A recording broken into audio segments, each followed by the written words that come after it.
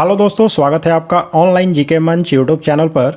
दोस्तों, इस वीडियो में साइंस जीके के 25 इंपॉर्टेंट क्वेश्चंस हैं, तो आप बिना वीडियो को स्किप किए लास्ट तक हमारे साथ बने रहिए।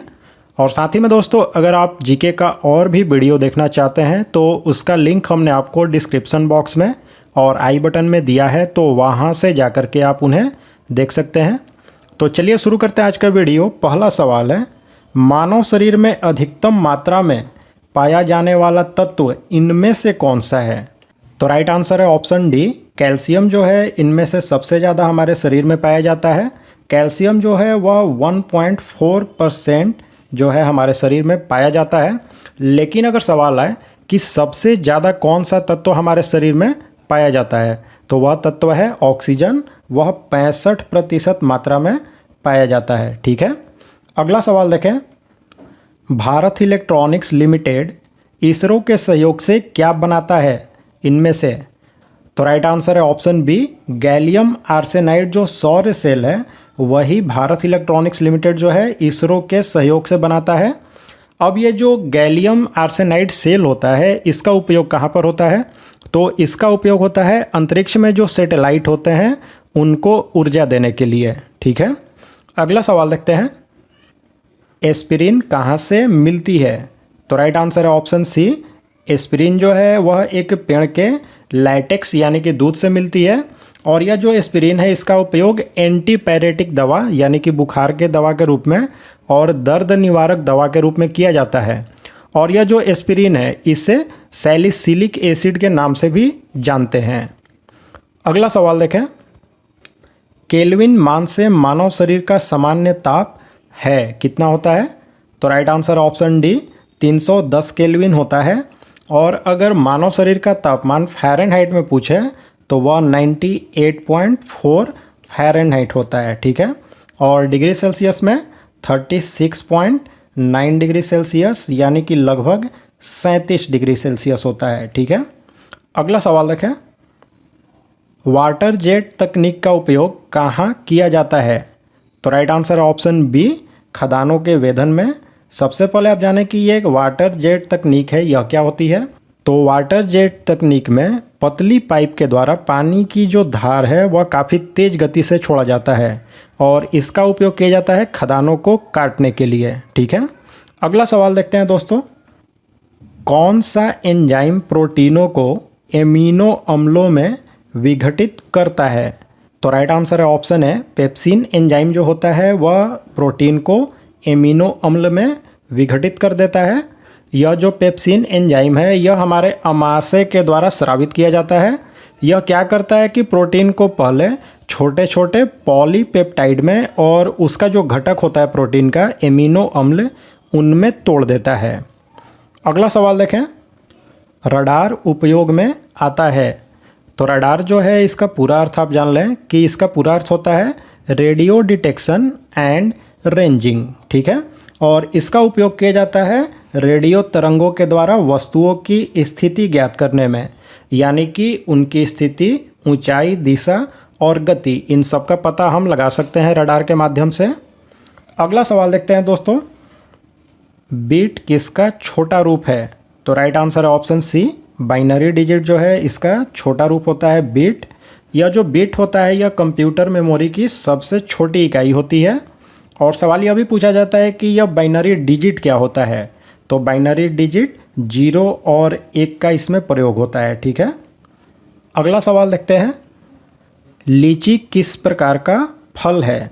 तो राइट आंसर है ऑप्शन है ड्रूप फल होता है लीची।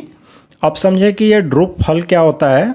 तो ड्रूप ऐसे फल को कहते हैं जिसके कि बाहरी छिलके और गूदे के अंदर एक सख्त गुठली होती है। ठीक है, और यह जो लीची है एक उष्ण कटिबंधीय फल होता है। अगला सवाल देखें।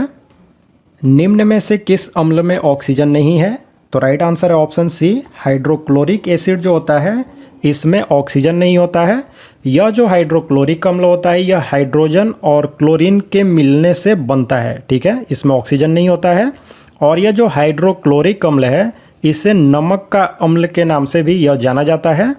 चलिए अगला सवाल देखें दोस्तों। अस्पष्ट दृष्टि की न्यूनतम दूरी कितनी होती है? तो राइट आंसर है ऑप्शन है 25 सेंटीमीटर। यह जो अस्पष्ट दृष्टि की न्यूनतम दूरी है इसे आँख का निकट बिंदु भी कहा जाता है। और यह होता क्या है, तो अगर आँख के सामने वह सबसे कम दूरी जहाँ पर कोई वस्तु अगर रखी जाए तो वह हमें साफ साफ दिखाई दे, उसी को कहा जाता है अस्पष्ट दृष्टि की न्यूनतम दूरी। क्वेश्चन नंबर 12 देखें। टाइफाइड और कॉलरा विशिष्ट उदाहरण है, तो राइट आंसर है ऑप्शन सी। यह टाइफाइड और कॉलरा जो है यह जल से होने वाली बीमारियां हैं। यहाँ पर यह जो टाइफाइड है यह सल्मोनेला टाइफी नाम के जीवाणु के कारण होता है, और कॉलरा जो है वह विब्रियो कॉलेरी नाम के जीवाणु से होता है। ठीक है, अगला सवाल देखते हैं। कौन सा पौधों में वृद्धि हार्मोन होता है, तो जो पादप होते हैं उसमें 5 तरह के मुख्य रूप से हार्मोन पाए जाते हैं। उनके नाम मैं आपको बता देता हूँ। तो पहला है एफसीसी कम्ल, दूसरा ऑक्सिन, तीसरा एथिलीन होता है, और चौथा है जिब्रेलिन, और पांचवा होता है साइटोकैनिन।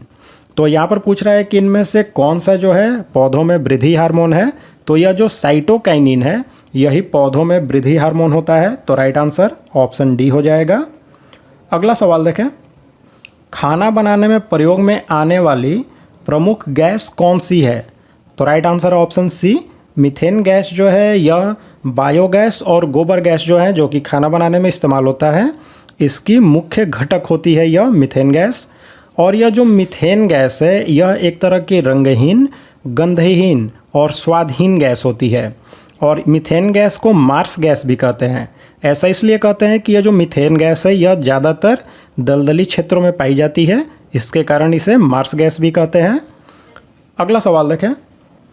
बुलेट प्रूफ पदार्थ बनाने में किस बहुलक का प्रयोग होता है, तो राइट आंसर है ऑप्शन बी। पॉलीएमाइड जो है इसी का उपयोग बुलेट प्रूफ पदार्थ बनाने में किया जाता है। चलिए अगला सवाल देखते हैं। यकृत रोग यानी कि लीवर में होने वाली बीमारी हेपेटाइटिस बी जो है उसका कारक क्या है, तो हेपेटाइटिस बी जो है वह हेपा डीएनए वायरस के कारण होता है। तो यहाँ पर राइट आंसर हो जाएगा ऑप्शन है डीएनए वायरस। और यह जो हेपेटाइटिस बी है इसमें लीवर में सूजन और जलन होती है। ठीक है, अगला सवाल देखें। गुरुत्वाकर्षण के सार्वभौमिक नियम का प्रतिपादन किसने किया था, तो राइट आंसर है ऑप्शन है न्यूटन जो है इन्हीं के द्वारा गुरुत्वाकर्षण का ये जो सार्वभौमिक नियम है इसका प्रतिपादन किया गया था। अब आपको जानना होगा कि ये गुरुत्वाकर्षण का सार्वभौमिक नियम क्या होता है। तो इस नियम के अनुसार दो पिंडों के बीच में लगने वाला आकर्षण बल का जो परिणाम होता है वह उन पिंडों के द्रव्यमान के गुणनफल के समानुपाती और उनकी बीच की जो दूरी होती है उसकी व्युत्क्रमानुपाती होता है। यानी कि यहाँ पर उन्होंने ये फॉर्मूला दिया था कि F=G(m1 × m2) divided by r²। यानी कि यहाँ पर समझ लें यह F जो है वह बल हो गया, G जो है वह गुरुत्वाकर्षण का स्थिरांक हो गया, और m1 जो है वह पहला जो पिंड है यानी पहली जो वस्तु है उसका द्रव्यमान, और m2 दूसरी वस्तु का द्रव्यमान हो गया, और r जो है वह उन दोनों पिंडों के बीच की दूरी हो गई। ठीक है, अगला सवाल देखते हैं। इंटरफेरॉन का प्रयोग किया जाता है किसके नियंत्रण के लिए, तो यह जो इंटरफेरॉन है यह एक तरह का प्रोटीन होता है और इसका इस्तेमाल होता है गुर्दे यानी कि किडनी की जो कैंसर होती है और ब्लड कैंसर जो होती है उसी के उपचार में। तो राइट आंसर हो जाएगा ऑप्शन सी, कैंसर के उपचार में। अगला सवाल देखें। थैलेसीमिया एक आनुवांशिक रोग है जिससे प्रभावित होता है, तो राइट आंसर है ऑप्शन बी, ब्लड यानी कि रक्त जो है वह थैलेसीमिया के द्वारा प्रभावित होता है। इसमें होता क्या है कि रोगी जो होता है उसके शरीर में हीमोग्लोबिन नहीं बन पाती है, या फिर आरबीसी जो है उसका ज़्यादा मात्रा में क्षय होने लगता है, जिसके कारण कि एनीमिया यानी खून की कमी हो जाती है। अगला सवाल देखें। निम्न में से किसकी तरंग लंबाई सबसे अधिक होती है, तो राइट आंसर है ऑप्शन सी, रेडियो तरंग जो है इसकी तरंग की लंबाई सबसे ज़्यादा होती है। और अगर पूछे कि सबसे कम तरंग दैर्घ्य किसका होता है यानी तरंग की लंबाई किसकी कम होती है, तो वह होती है गामा किरण की। ठीक है, अगला सवाल देखते हैं दोस्तों। ग्रहों की गति के नियम का प्रतिपादन किसने किया था, तो राइट आंसर है ऑप्शन डी, केपलर ने ग्रहों के गति के नियम का प्रतिपादन किया था। उन्होंने इस नियम के द्वारा बताया था कि हर ग्रह जो है वह दीर्घवृत्ताकार कक्षा में सूर्य की परिक्रमा करती है। अगला सवाल देखते हैं। एथेनॉल के व्यावसायिक उत्पादन में कौन सा खमीर प्रयोग में लाया जाता है? तो राइट आंसर है ऑप्शन सी, सैक्रोमाइसीज सेरेविसी नाम का जो खमीर होता है यानी ईस्ट जो होता है उसका प्रयोग एथेनॉल के उत्पादन में किया जाता है। नेक्स्ट क्वेश्चन है, जल अपघटन में ऊर्जा किस रूप में उत्पन्न होती है? तो राइट आंसर है ऑप्शन बी, ऊष्मा के रूप में। देखिए होता क्या है कि जल अपघटन जो प्रक्रिया होती है इसमें लवण के जो आयन होते हैं और जल के आयन या फिर अणु जो होते हैं वह आपस में संयोग करके अम्लीय या फिर क्षारीय घोल बनाते हैं और ऊर्जा जो है उसको भी निकालते हैं और यह जो ऊर्जा निकलती है वह ऊष्मा के रूप में निकलती है। ठीक है, अगला सवाल देखते हैं दोस्तों। प्रथम विश्व युद्ध में निम्न में से किसका प्रयोग हुआ था?